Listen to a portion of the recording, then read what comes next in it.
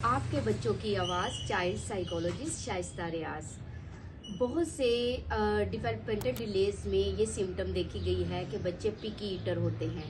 बच्चे बहुत selective food को खाते हैं जो कि वो शुरू से ही खाना स्टार्ट करते हैं और काफ़ी देर तक, मतलब कि 3 से 4 साल तक का बच्चा या इससे भी ऊपर एक ही सिलेक्टिव फूड को खाता है। बच्चे पिकी ईटर क्यों होते हैं? बच्चे सिलेक्टिव फूड इसलिए खाते हैं, उसकी 3 रीजंस हो सकती हैं। या तो उसको सेंसरी इशू हो सकता है, ठीक है। मैंने सेंसरी इश्यूज पे काफ़ी डिटेल में वीडियो अपलोड की है, वो आप ज़रूर देखिएगा। या तो उसका बिहेवियर है, या वो सिलेक्टिव चीज़ों को ही खाता है, या आप कह सकते हैं कि इन तीनों तीनों चीज़ों की वजह से भी बच्चा जो है वो पिकी ईटर है। सबसे पहले आपने आइडेंटिफाई करना है कि क्या ये बच्चे का कोई सेंसरी प्रॉब्लम तो नहीं। बच्चा इस वजह से तो या च्यू नहीं कर सकता, या उसको उसकी स्मेल या उसका टेस्ट उसके मुताबिक नहीं, तो आपने आइडेंटिफाई करना है। या उसके ये जो ओरल मसल्स हैं वो वीक हैं, बच्चा उनको एक्सेप्ट ही नहीं कर पा रहा। तो आपने क्या करना है, आपने बच्चे की सबसे पहले ओरल मसाजेस करने हैं। बच्चे की चीक्स के अंदर, चीक्स के बाहर, ठीक है, इसकी चिन पे और इसके अपर लिप्स पे ओरल मसाजेस करने हैं। क्लॉकवाइज एंटी क्लॉकवाइज मसाजेस करने हैं। उसके बाद आप इसके लिए काफ़ी वाइब्रेटरी ब्रशेस भी होते हैं, लेकिन जहन में रखें कि उनकी वाइब्रेशंस जो है वो इतनी फास्ट ना हो कि जिससे एक नॉर्मल पर्सन भी जो है वो डर जाता है। तो बच्चे के लिए आपने सबसे पहले वो वाला ब्रश लेना जिसकी वाइब्रेशन लाइट हो। आहिस्ता आहिस्ता उसको उसका एक्सपोजर करवाना है, उसकी स्किन के ऊपर, उसकी चीक्स के ऊपर आहिस्ता आहिस्ता आपने मूव करना है। फिर आपने बाहर उसको मूव करना है, फिर उसके अंदर की जो चीक्स हैं वहां पे ब्रश को मूव करना है, ठीक है। तो उस ब्रश के थ्रू आप उसकी जो ओरल मसाजेस हैं वो कर सकते हैं और उसकी सेंसिटिविटी को रिड्यूस कर सकते हैं। बच्चे जो होते हैं वो क्यों न्यू चीज को उनके अंदर डर बैठ गया होता है, और वो कोई भी न्यू चीज या उनका जायका उनको क्योंकि अच्छा नहीं लगता तो वो उस चीज को एक्सेप्ट नहीं करते। तो आपने कभी भी बच्चों को ऐसे नहीं करना कि अगर बच्चे को दिया और बच्चा नहीं खा रहा और आपने कहा बच्चा तो नहीं खाता और हमने नहीं खिलाना, नहीं। बच्चे के लिए जो चीज़ ज़रूरी है, माएँ ख़ास तौर पे परेशान होती है कि मेरा बच्चा बहुत वीक हो गया है, ये कुछ खाता नहीं है, उसकी सेहत ख़राब हो रही है। तो जो माएँ होती हैं वो काफ़ी परेशान होती हैं। तो इसके लिए आपने मैं आपको कुछ स्टेप्स बताऊंगी, उन स्टेप्स के थ्रू आपने बच्चों को जो है वो फूड इंट्रोड्यूस करवानी है, और उसके थ्रू बच्चों को आप पिकी ईटर से एक नॉर्मल बच्चे की तरह, जैसे एक नॉर्मल बच्चा फूड को इनटेक करता है वो कर सकते हैं। लेकिन इसके लिए ज़रूरी आपको पेशेंस के साथ काम लेना है। ये कोई 2 दिन की बात नहीं, इसको महीना भी लग सकता है, इसको 2 महीने भी लग सकते हैं, इसको काफ़ी टाइम भी लग सकता है, ठीक है। लेकिन जब आप कंसिस्टेंसी शो करवाएंगी, मदर्स जो हैं एक तरीके से लेके चलेंगी, और उस चीज़ में आपको पेशेंस शो करना पड़ेगा, सब्र करना पड़ेगा, तो आपके बच्चे में इंशाल्लाह इम्प्रूवमेंट आएगी।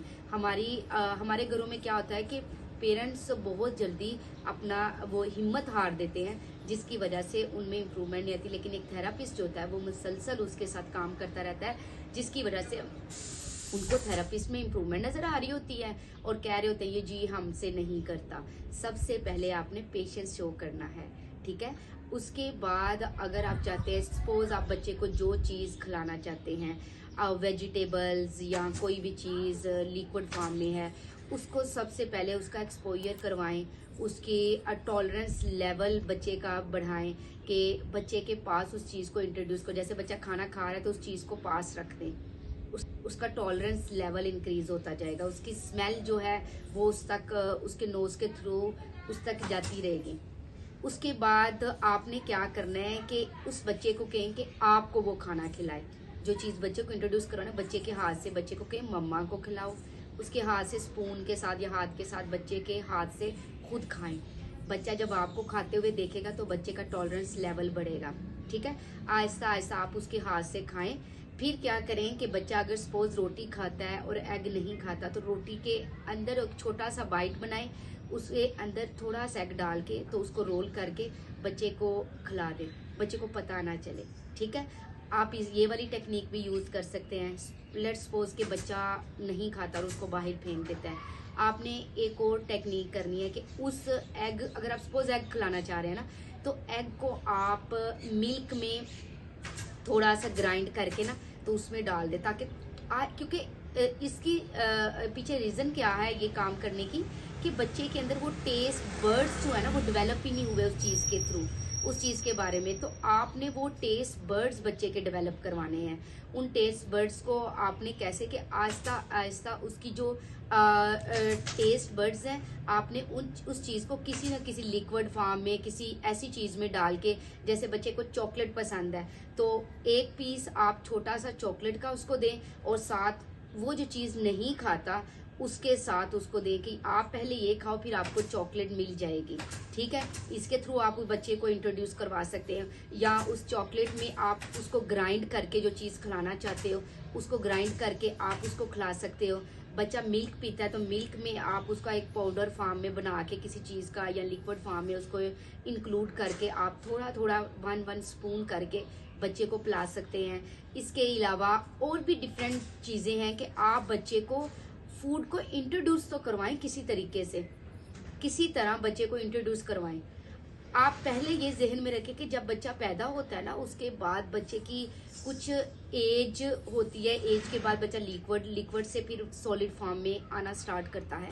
तो आप ट्राई किया करें, जो न्यू मदर्स हैं, कि बच्चे को हर चीज ट्राई करवाया करें, हर चीज का टेस्ट उसको डेवलप किया करें। जब हम एक ही चीज पे बच्चे को रखते हैं तो बच्चे के दूसरे टेस्ट बर्ड्स डेवलप ही नहीं होते।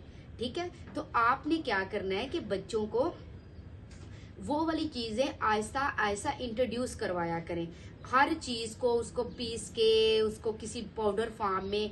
और एक टेक्निक मैं आपको और बताती हूँ कि बच्चे को ना ट्राई किया करें, जो बच्चे पिकी ईटर है ना उनको किचन में रखा करें ज्यादा ज्यादा अपने साथ, कि ताकि जितनी किचन में जब खाना बना रहे हो, जब सब्जी काट रहे हो, तो बच्चे को कहा करे कि एक बास्केट से गाजरें, मूलियां, आलू, प्याज निकाल के दूसरी में रखे, या जो चीज वो नहीं खाता उस चीज के बारे में इंट्रोडक्शन करवाया करें।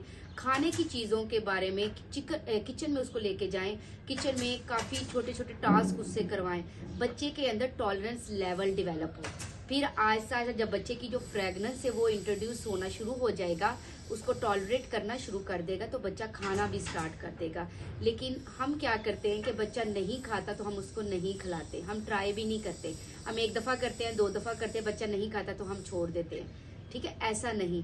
अगर आप चाहते हैं कि आपका बच्चा पिकी ईटर से एक नॉर्मल लाइफ में आ जाए, तो आप काइंडली इन सारे टेक्निक्स के थ्रू बच्चे को आहिस्ता आहिस्ता उस चीज का इंट्रोडक्शन करवाएं, बच्चे के हाथ से खुद खाएं, फिर बच्चे को खिलाएं। और खुदारा प्लीज, अब जब आप बच्चे को मोबाइल के थ्रू खिलाते हैं तो उसका कोई फायदा नहीं होता, क्योंकि बच्चा उस टेस्ट को, बच्चा उस स्मेल को, बच्चा उस खाने के बारे में सही से इंफॉर्मेशन ले ही नहीं सकता, उसको उस चीज का टेस्ट बट डेवलप ही नहीं हो सकते।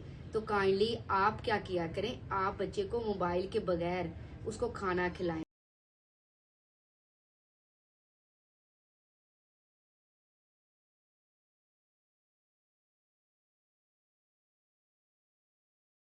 उसके एक फेवरेट टॉय के साथ बैठ जाए, उसके साथ एक प्ले की तरह खिलाएं कि मामा की टर्न, बॉय की टर्न, क्लैप, हाई फाइव, जिस तरह एक जोली टाइप जो ना इन्वायरमेंट क्रिएट करे, ताकि बच्चा उस खाने को एंजॉय करे, ना कि मोबाइल से।